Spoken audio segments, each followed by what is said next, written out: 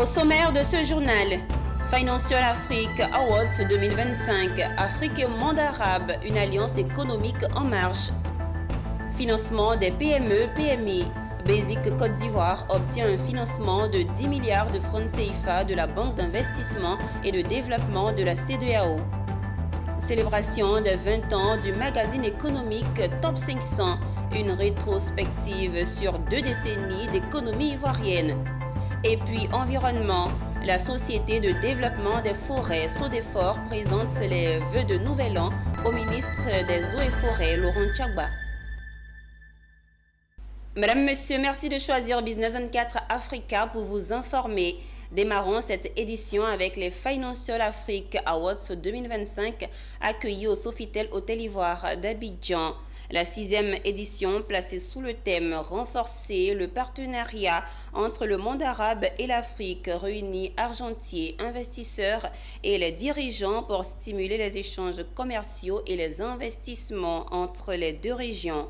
Objectif, insuffler une nouvelle dynamique aux relations économiques entre les deux mondes. Konena Nourgo, Ezekiel Siri, commentaire, Modésir Nascimento. Le Sofitel Hôtel Ivoire d'Abidjan, théâtre des Financial Afrique Awards, 6e édition.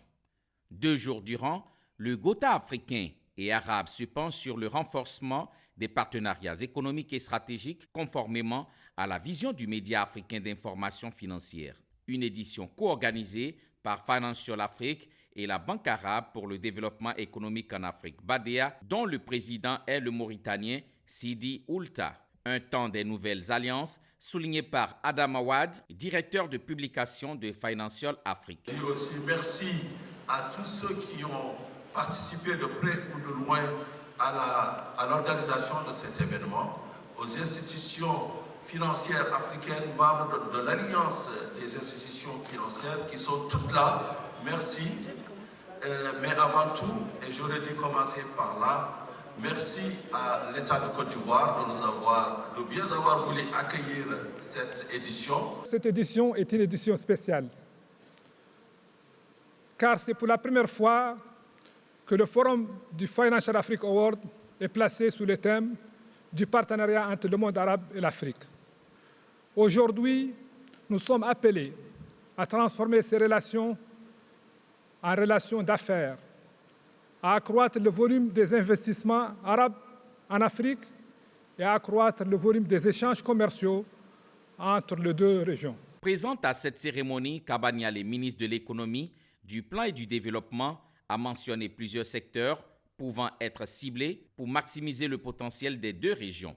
En ligne de mire, l'agriculture, les fonds du Golfe pourraient transformer les terres arabes et africaines en moteurs de croissance économique. Le secteur des énergies renouvelables, l'autre atout que la ministre propose. Cette édition devrait aussi ainsi servir de cadre pour ouvrir une lucarne et explorer les voies permettant de capter davantage de flux entrants d'investissements directs en Afrique, concevoir des approches stratégiques de long terme pour favoriser la collaboration entre les entreprises africaines et celles du monde arabe, définir les prochaines étapes pour une meilleure coopération entre les institutions africaines et celles du monde arabe et faciliter la construction de contrats de joint venture encourageant l'innovation, la recherche, le développement dans les secteurs stratégiques. Des panels, sessions B2B et deal rooms rythment cette rencontre. Le gala de clôture sera marqué par la remise des trophées qui récompensent les acteurs économiques influents du continent. Financement des PME, PMI. La Basic Côte d'Ivoire renforce son engagement en faveur des petites et moyennes entreprises. La banque a signé une convention avec la Banque d'investissement et de développement de la CEDEAO pour bénéficier d'un financement de 10 milliards de francs CFA. Ce fonds permettra à la Basic d'accompagner davantage les petites et moyennes entreprises moteurs de l'économie ivoirienne. Le commentaire de Konena Nourgo. Par ce geste, la Basic Côte d'Ivoire empoche ainsi 10 milliards de francs CFA. Ce financement a été accordé à la Basic Côte d'Ivoire par la Banque d'investissement et de développement de la CEDEAO, BIDC. Accordées ce lundi 27 janvier 2027 à travers ces signatures de convention, ces 10 milliards de francs CFA permettront à la BESIC Côte d'Ivoire de soutenir davantage les petites et moyennes entreprises ivoiriennes. Une signature qualifiée d'historique par la présidente du conseil d'administration de la BESIC Côte d'Ivoire. La signature de cette convention est un moment historique dans l'histoire de la BESIC, du groupe BESIC même. Et c'est un partenariat que nous avons, qui est un vœu cher, que nous avons cherché depuis longtemps. Et aujourd'hui, la signature de cette convention marque une réalité. Et nous voudrons traduire nos remerciements, notre gratitude au président de la BIDC, avec toute son équipe, pour la réalisation de cette signature, qui nous permet de contribuer au financement des PMI et PMI dans le tissu économique local. As I said, nous avons choisi la BESIC Côte d'Ivoire compte tenu de ses équilibres financiers et de la qualité de ses ratios prudentiels. L'équilibre financier de la société, de la banque, nous a permis de l'accompagner pour que ces financements-là soient mis en place en faveur des PME et PMI, qui sont le véritable moteur de l'économie et de la création d'emplois. Ce partenariat entre la BESIC Côte d'Ivoire et la BIDC permettra de soutenir davantage les PME-PMI afin d'accélérer leur développement. Le groupe BESIC, présent dans 14 pays africains, consolide ainsi sa mission. Poursuivons cette édition avec le magazine économique Top 500 qui célèbre ses 20 ans d'existence.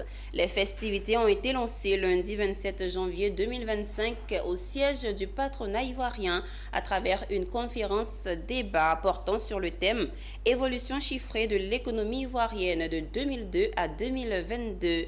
En présence de nombreux chefs d'entreprise et experts, cette rencontre a permis de revenir sur l'évolution de l'environnement des affaires en Côte d'Ivoire. Ces festivités seront sanctionnées par un dîner de gala le jeudi 30 janvier 2025 au Novotel Marcory. Le magazine économique Top 500 célèbre ses 20 ans d'existence. Premier acte des festivités, une conférence débat tenue ce lundi 27 janvier 2025 au siège du patronat ivoirien. Sous le thème « Évolution chiffrée de l'économie ivoirienne de 2002 à 2022 », les panélistes ont mis en lumière l'évolution spectaculaire de l'environnement des affaires en Côte d'Ivoire avec des chiffres marquants. Le Top 500, c'est un référentiel. Dans les économies développées, le Top 500 est présent aux États-Unis. Forbes et Fortune publient chaque année les 500 plus grandes entreprises des États-Unis, les 500 plus grandes entreprises du monde. On retrouve le Top 500 au Japon, en France. En France, on publie les 500 premières fortunes professionnelles de France. Donc les économies développées sont habituées parce que les 500 premières entreprises d'un pays traduisent l'évolution, la solidité, la mouvance et le dynamisme de l'économie. C'est à travers ces 500 premières entreprises-là que toutes les analyses peuvent se faire, que les mutations peuvent se voir. Voyez-vous, si on prend entre 5 ans d'écart, on prend les 10 premières en 2000 et les 10 premières en 2005, de la manière dont ça bouge, les secteurs qui montent en puissance permettent de voir quelles sont les tendances de cette économie-là. Cette conférence a été modérée par Marc Vincent Wabi, directeur général du cabinet d'audit Adenka, avec des interventions clés, notamment celle de Kramo Kwaku Germain du CAPEC et de Yao Silver Conan du ministère du Commerce, de l'Industrie et de la Promotion des PME. En 2002-2011, la situation économique était un peu désastreuse à cause d'une instabilité politico-sociale que la Côte d'Ivoire connaissait. Et après 2011, on a eu une situation politique stable et il y a eu également un ensemble de réformes qui ont été faites. Nous tenons à remercier les organisateurs de ce panel-là qui permet plus ou moins d'éclairer les participants sur les performances réalisées par la Côte d'Ivoire dans les différents secteurs d'activité et permettent aussi de voir. Le magazine Top 500, lancé en 2005 et consacré au palmarès des 500 premières entreprises publiques et privées, s'est imposé comme une référence dans l'analyse des performances économiques en Côte d'Ivoire. La célébration de son 20e anniversaire connaîtra son apothéose lors d'un dîner de gala prévu ce jeudi 30 janvier 2025 au Novotel Marcory autour du thème 20 ans du Top 500, quel enseignement?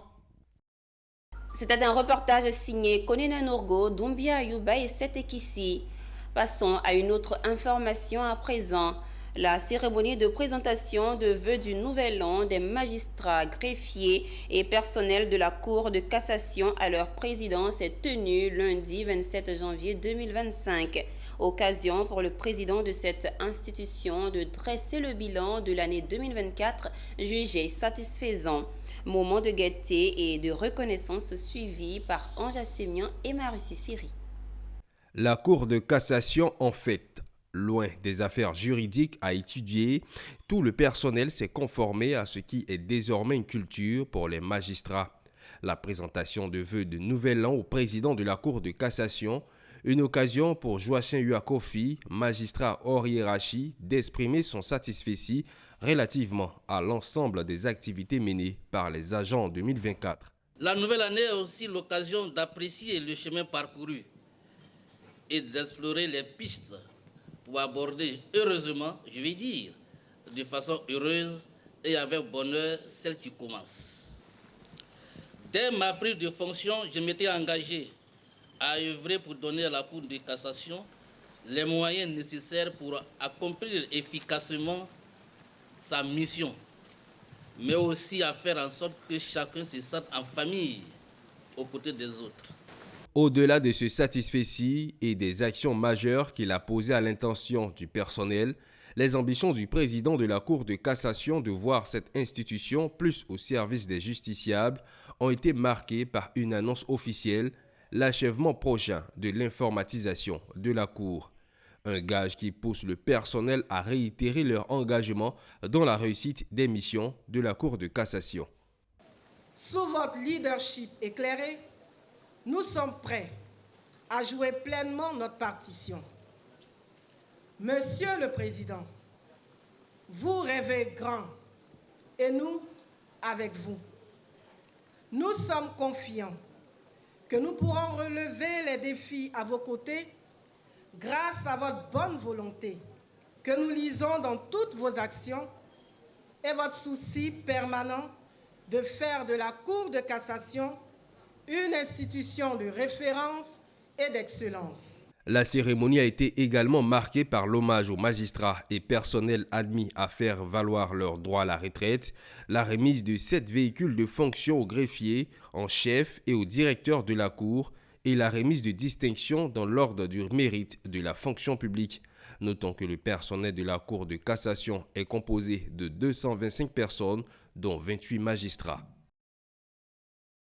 Le secteur de l'environnement est aussi concerné par la présentation de vœux de Nouvel An. La Société de développement des forêts, SODEFOR, a présenté ses vœux de Nouvel An au ministre des Eaux et Forêts, Laurent Tchagba. Au nom de la société, les acteurs lui ont exprimé leur gratitude et rappelé ses actions en faveur du secteur. Une cérémonie qui n'a pas laissé sans voix le ministre. Il a également présenté ses vœux de bonheur à la SODEFOR. C'était en présence de Alan Itoua et Ezekiel Siri. La Société de développement des forêts, SODEFOR en sigle, a exprimé sa gratitude et a présenté les vœux de Nouvel An au ministre des Eaux et Forêts, Laurent Tchagba. Au moment où tout le monde parle aussi de protection des forêts, et je crois que vous avez été aussi très attentifs à notre cri de cœur, en mettant à notre disposition, à la fin de l'année, de 150 nouveaux recrues des agents techniques des eaux et forêts pour renforcer les capacités de l'entreprise en matière de protection. Au nom de l'ensemble du personnel, nous voulons vous dire solennellement merci. Merci pour avoir redonné de l'espoir à toutes ces grandes familles. Parce que la SODEFOR, c'est au moins 1 millier de travailleurs avec leurs parents et leurs familles. C'est peut-être plus de 10 000 personnes qui vivent de cette entreprise.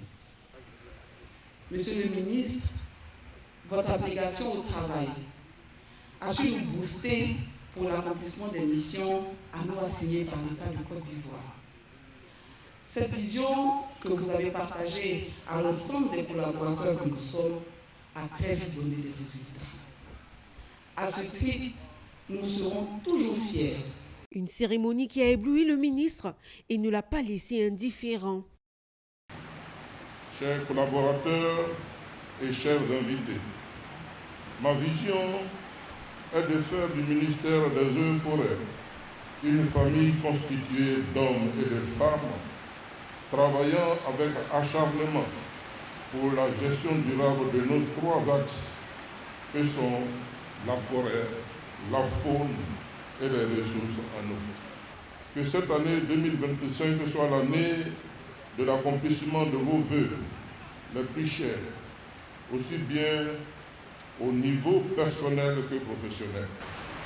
Pour rappel, le ministre des Eaux et Forêts affirme que le fonds de prévoyance se porte bien avec 3800 agents des Eaux et Forêts et 250 agents conventionnels de la SODEFOR et 70 interministériels. Récemment, il s'est tenu une conférence de presse sur deux thèmes cruciaux de la décentralisation, de l'insalubrité des villes et villages et l'accès au logement en Côte d'Ivoire. Ces questions d'intérêt national ont été abordées par Yao Ngoran Bazin, urbaniste et environnementaliste. Au cours de cette séance, il a dressé une analyse et des recommandations au micro de nos reporters Anja Semé et Doumbia Ayuba. C'est un diagnostic précis et approfondi sur les défis liés à la décentralisation, à l'insalubrité des villes et villages, ainsi qu'à l'accès au logement en Côte d'Ivoire. Face aux hommes de médias, Yao Ngoran s'est prêté à cet exercice en mettant en lumière les enjeux politiques, sociaux, économiques et environnementaux liés à ces thématiques. Décentralisation, insalubrité des villes et des villages de Côte d'Ivoire et accès des populations au logement. Vous l'avez défini dans ce thème-là, il y a 3 sous-thèmes, notamment la décentralisation qui couvre le transfert de la capitale et la macrocéphalie d'Abidjan, ce qui impose que nous fassions des réformes. Quand on regarde la configuration de la Côte d'Ivoire en termes de décentralisation, on voit que Abidjan occupe une position unique. C'est celle-là qu'on appelle la macrocéphalie. Ce fut l'occasion pour l'urbaniste et chercheur en développement local de proposer des solutions pour remédier aux difficultés rencontrées dans ces domaines clés. La question que je pose, qu'est-ce qu'il faut faire face à cette situation si pénalisante pour le pays? La première chose que je dis, il faut absolument et nécessairement engager des réformes profondes pour une gouvernance équilibrée du territoire national. Il nous faut un aménagement de la loi, un amendement de la loi électorale. Premier point, c'est que le cadre institutionnel de gestion de l'environnement et de la salubrité n'est pas adapté. Parce que ça ne prend pas en compte les communautés qui résident. On peut aussi promouvoir des programmes d'éducation à la salubrité, à l'environnement et aux pratiques du développement urbain durable. Même la création des écoquartiers. Pour rappel, le directeur de CIADEL, Yao Ngoran, est un urbaniste et environnementaliste fort de 40 ans d'expérience professionnelle, dont 30 années passées en tant que chercheur à l'université Félix Houphouët-Boigny. Progressons dans l'agro-industrie. L'usine Silagri Cajou, située à Vridi et spécialisée dans la transformation du cajou, a reçu la visite de 2 organismes rattachés à l'Union européenne. Il s'agit de la Banque européenne d'investissement et de la Commission européenne en charge des partenariats. Ces 2 structures conduites par Cofina sont allées visiter les locaux de Silagri Cajou et voir dans quelle mesure approfondir leur partenariat. C'était en zone portuaire. Philippe Zabou et Marie Siri. Satisfecit total pour l'usine Silagri Cajou. Les délégations de la Banque européenne d'investissement, de la Commission européenne en charge des partenariats et de Cofina, la mésofinance qui encadre l'entreprise, ont exprimé leur satisfaction à l'issue de leur visite. Une reconnaissance due en grande partie au pitch convaincant des 2 directrices de l'usine. Avant la visite, ces dernières ont présenté l'évolution de leurs entreprises, démontré la bonne gestion des fonds qui leur ont été alloués. J'ai été impressionnée par le professionnalisme, le dynamisme de l'équipe dirigeante, constituée de 2 femmes qui dirigeaient chacune leur compagnie, qui ont décidé de s'associer. Elles ont un business plan impressionnant en ayant tenu compte de toutes les données d'analyse du marché. On est extrêmement fiers d'accompagner la Côte d'Ivoire dans le développement et la modernisation de son activité agricole, à la fois cacao et anacarde, et que je suis certain du succès de cette entreprise dont la compétitivité est visible. Même Cofina, par l'intermédiaire de sa filiale Finel, a salué les résultats obtenus par Silagricajou, confirmant ainsi l'impact positif de l'accompagnement financier et technique fourni. Donc cet après-midi, nous avons eu une visite enchanteresse avec les 2 dames qui sont à mes côtés, la directrice de Sosnet et la directrice de Silagri, qui sont nos clientes et que nous sommes fiers d'accompagner à travers des lignes à la fois court terme et moyen terme pour la réalisation de leur projet d'industrialisation de la filière cajou. Sur l'année 2024, on s'était donné comme objectif de dépasser la barre des 8 milliards, ce qu'on a dépassé avec fierté.